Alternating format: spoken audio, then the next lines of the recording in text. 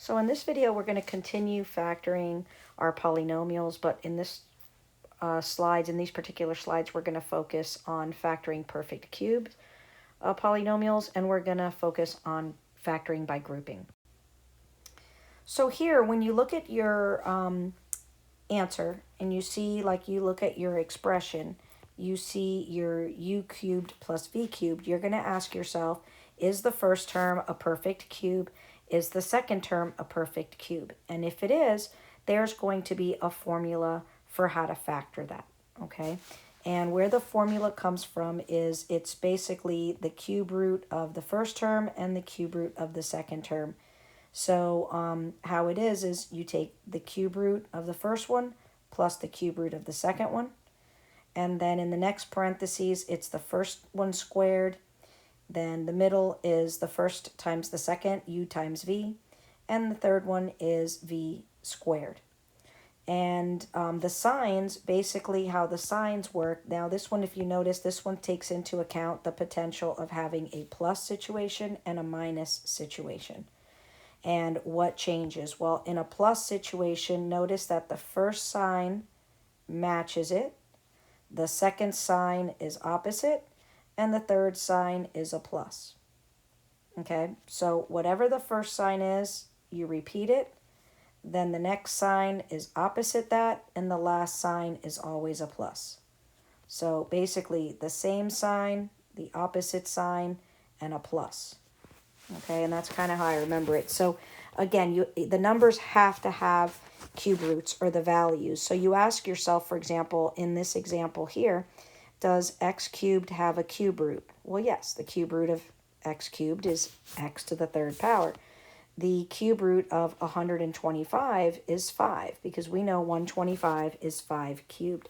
And this is a minus.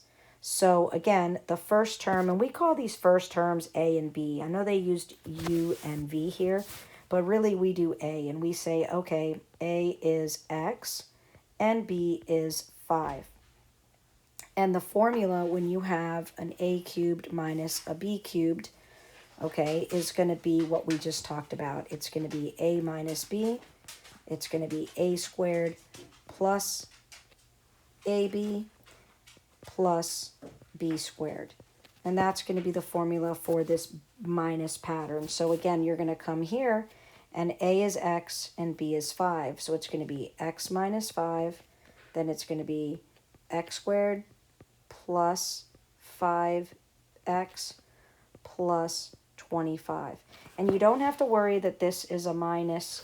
You don't have to see the 125 as negative 5. You basically take the x cubed, you take the cube root of 125, and the formula that we use already takes into account that it's a minus. Okay, so you assume that the absolute value of the 125, the positive form. Okay, and so here is the factored form of that answer. So using the formula, again, here you have an x cubed minus 27. So again, your a value is going to be x because that's the cube root. Your b value is going to be 3 because 27 is 3 cubed. And you have a minus component here. So again, this is going to be equivalent to your a cubed minus b cubed. And when I actually do the math, what I'm going to do is I'm going to have the formula, and it's going to be x minus 3 times x squared, that's a squared, right? Then I'm going to do a times b, so it's going to be plus 3x, and then it's going to be plus 3 squared, which is 9. And this is not going to be factorable any further. That's going to be the end of it. Once you apply this formula, you're going to be done with this problem, okay? So again, you come here and you see that this is y to the third power.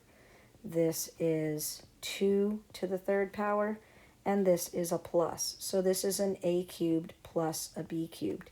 And so again, when you do this, your a is y, and your formula is going to go like this.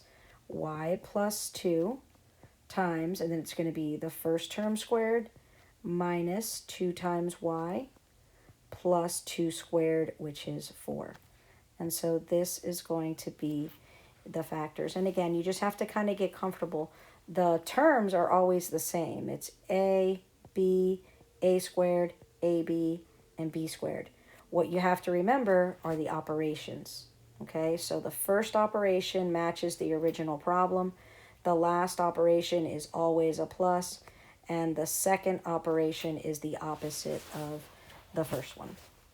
Okay, so again, I come over to here and I take a cube root. The cube root of 64x cubed is 4x, and the cube root of 1 is 1, right?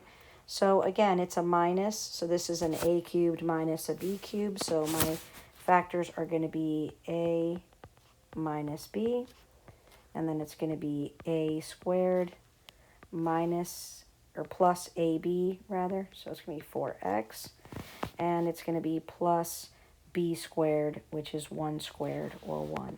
And so that's going to be your final answer.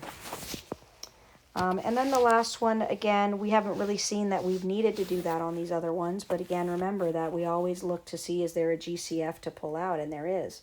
I can factor out a 3, and that's going to leave me with x cubed plus 64. And then I ask myself, well, is the remaining factor anything special? And you notice that it is. It's going to be this sum of cubes. It's going to be x cubed, a plus, and this is 4 cubed. So a is x and b is 4. So again, this 3 that's over here, that's just going to kind of stay. And now I'm going to factor the cube part, or the sum of cubes, and it's going to be x plus 4. So it's going to be a plus b, right? It's going to be x squared. It's going to be minus 4x, and it's going to be plus 16. So once you memorize the formula, I promise you it gets easier. And the nice thing is that once you factor it using the formula, you're done. There's nothing else you need to do. So again, we'll just do a few more of these. Again, I know that the cube root of this is 3x cubed. This is 1 cubed, and it's a plus. So this is going to be a plus b. It's going to be a squared minus ab plus b squared. And so this is my factor. I'm going to go to number 6. And again, my thinking is, can I factor out a GCF? But I don't really think of one. I can't see one. So I know 64y cubed is 4y cubed. I know that 125 is 5 cubed, and it's a minus. So this is going to be an a cubed minus a b cubed.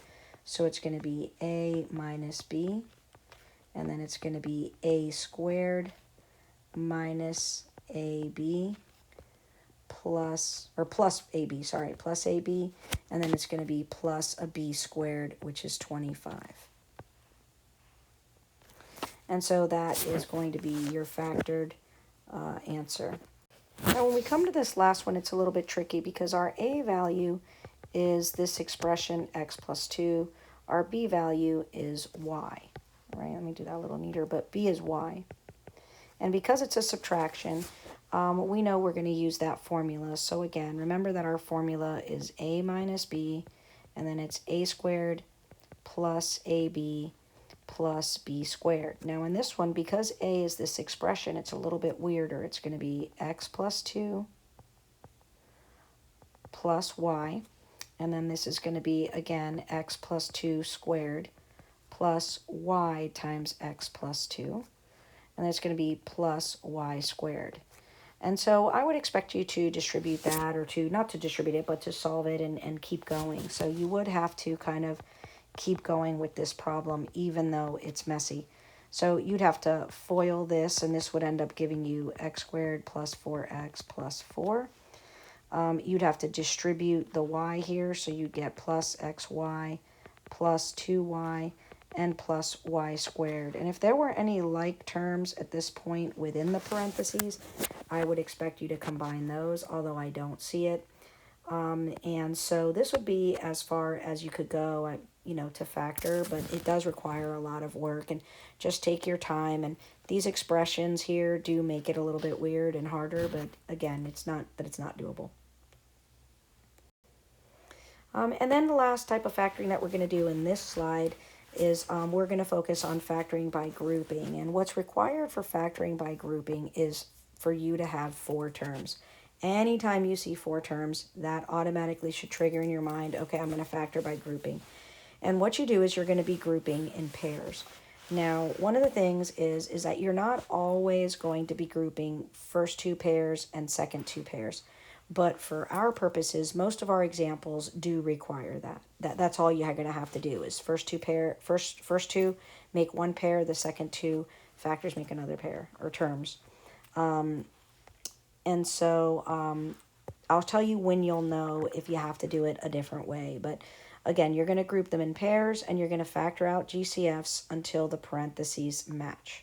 Okay, so let me show you what I'm talking about. So basically the first group is x cubed minus x squared, and you're going to factor out the GCF of those 2 terms.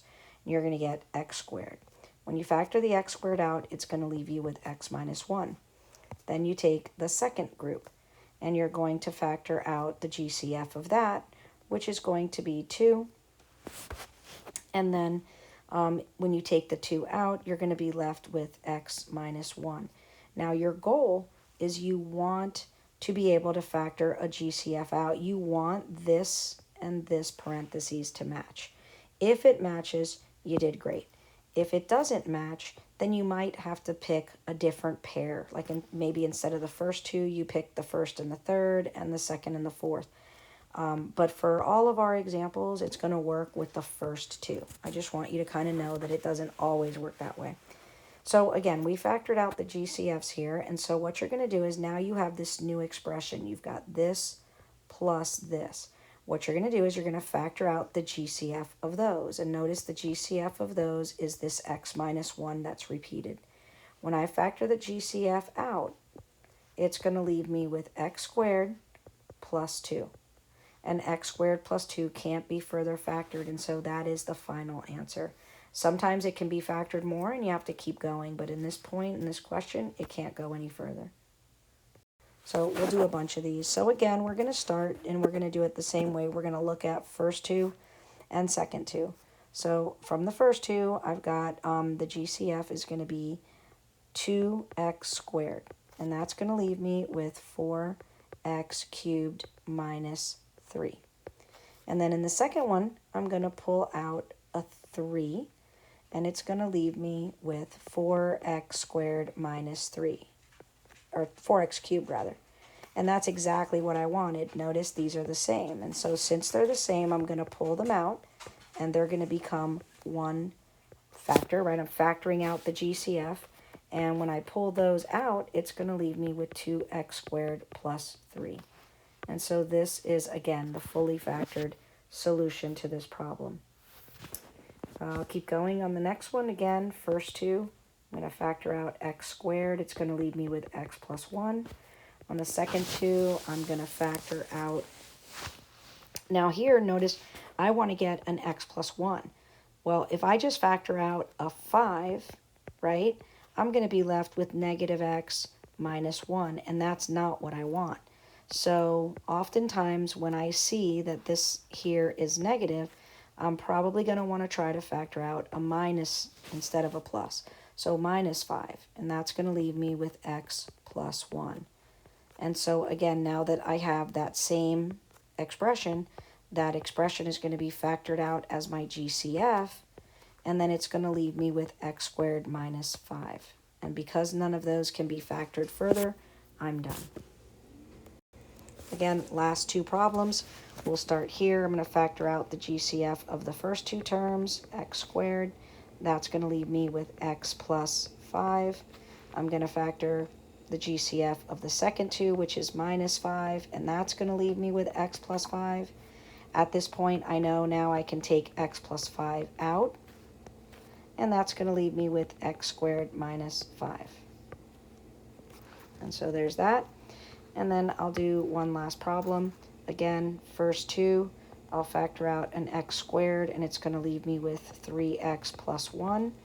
Here, I'm going to factor out a minus 5, and it's going to leave me with a 3x plus 1 again.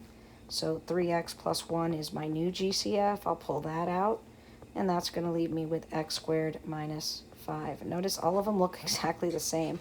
I keep looking back. They all have x squared minus 5 in it, but they're all different problems. So again, that's how we do it, always factoring first two, second two.